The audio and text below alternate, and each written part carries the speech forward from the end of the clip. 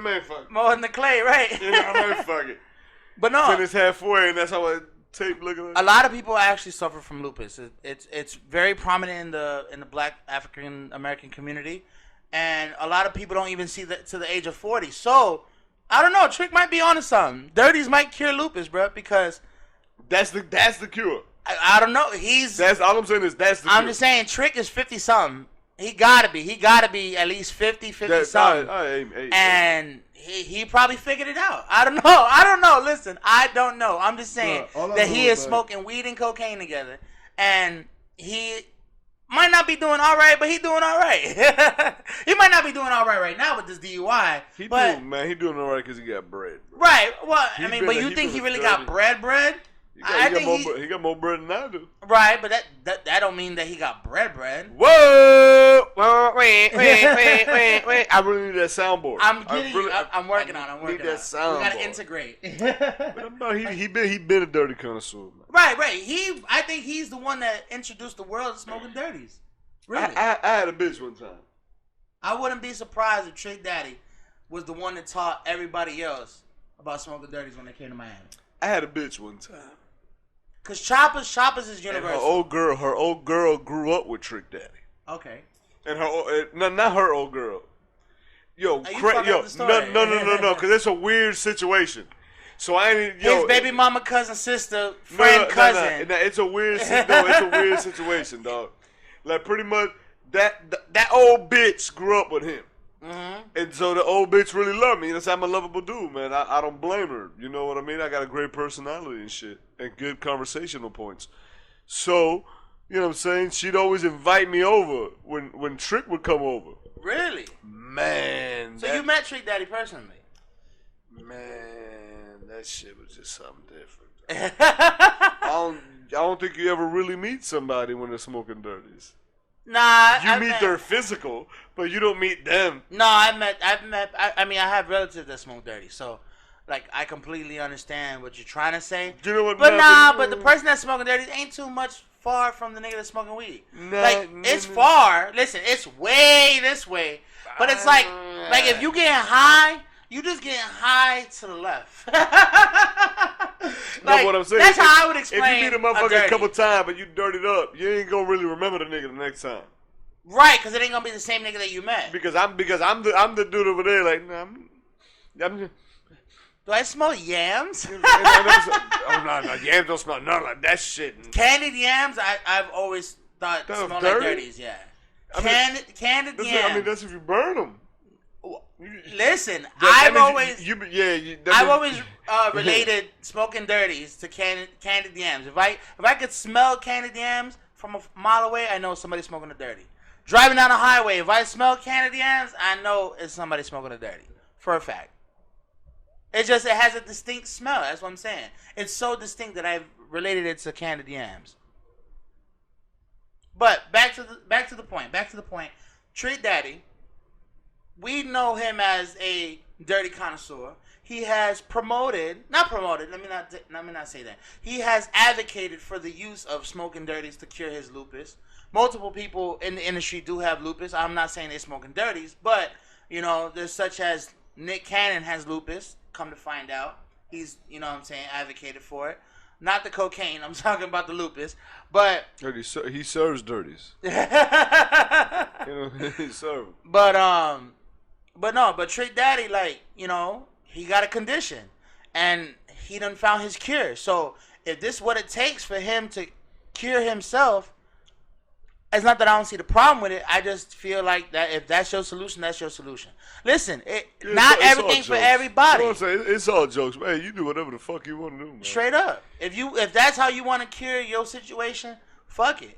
You know what I'm saying? They trying to tell people that MDMA cures fucking anxiety and post-traumatic stress disorder. They're saying ketamine does the same. They're saying LSD does the same. So are we too far-fetched to say cocaine and weed at the same time in the same chemical compound imbalance causes his lupus to be, curable or not curable, but at least like treatment-wise? Like I'm not too shocked and I'm not too surprised. Cause listen, A motherfucker talking about right now that the weed is curing his post-traumatic stress, I think it's making you forget your post-traumatic stress, bro. I don't think it's curing it, bro. Yeah, it just treats it. Right, but but alcohol do the same thing, nigga. You drink enough alcohol, you'll forget you got a problem. All these light bills, they got the same fucking. Alcohol got the same fucking that we got. And I drink that. I drink the back. Alcohol got the same fucking that we got. You got a problem, drink a fifth, and you won't have that problem for the day. I promise you. But yeah, no, I just had to bring that up because it was, one of the forefathers of hip hop in Miami, Trick Daddy. You know what I'm saying? I hope you make this through. You know what I'm saying? Obviously, For sure. I don't know. Well, I don't know how many felonies he got, so I'd be worried for a motherfucker. You know what I'm saying? Yeah, he got bread, man. He good. Nah, not when it comes to felonies, though. When you got a couple F's on your chest, it's different. It's different. It's just a little bit of yay, bro.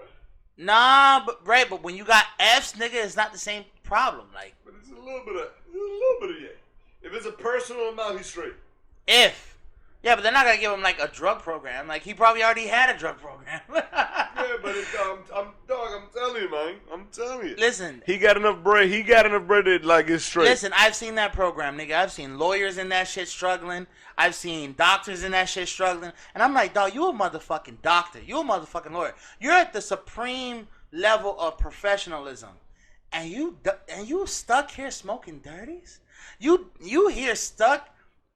Drinking and driving, like nigga, you was so rich, bro. Now I'm not saying every doctor, not every fucking lawyer, but you should be well enough and wealthy enough to where you don't have to worry about stupid shit like this. You shouldn't have to worry about being in a situation where you're getting pulled over as a DUI. Like, bruh, you can hire a young motherfucker to drive you all day. Give a nigga $20 an hour. You giving a bitch at your office $20 an hour, you better fucking give a young nigga $20 an hour, drive you around every fucking where. Now you got Uber and shit. Like, I don't understand how the wealthy just get caught up in a situation like that. Bro, you are too wealthy. For a regular nigga, they're made, like, these rules are made for regular people and regular problems. Like, speeding is made, like, speed limits and shit and tickets and shit like that are made for regular people problems.